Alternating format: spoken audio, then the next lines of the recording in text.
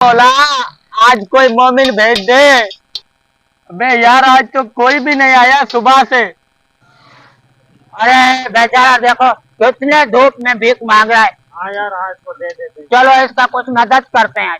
हाँ चलो चलो अल्लाह चलो के नाम पे दे दे। चलो चलो आ जाओ आ जाओ।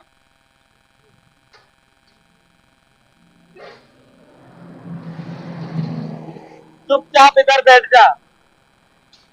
चाबी दे बाइक की। ये क्या कर रहा है? चाबी निकाल जल्दी से। निकाल जल्दी से चाबी।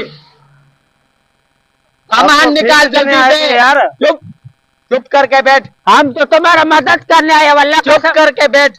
बैठ इधर जाके भीख मांग और सामान निकाल जल्दी से।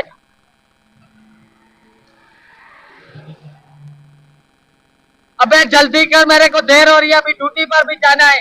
वल्ला खुदा तुम्हारा बेड़ा गर्क करे ये। इधर बैठ सही तरह से बैठ। यार भीख मांग के कहीं मंजिल पे तो पहुंचने। मोटरसाइकिल भी चला गया अखरोट का बच्चा। हम इधर ही गुजारा करना पड़ेगा। हमको पैसा मोबाइल सारा दे दो खुदा कर। बताना मत। तुम दे दो अल्लाह तुम्हारा भला करे। जाओ हमको तुम धोती दे के जा रहे हैं। दे दो दे दो।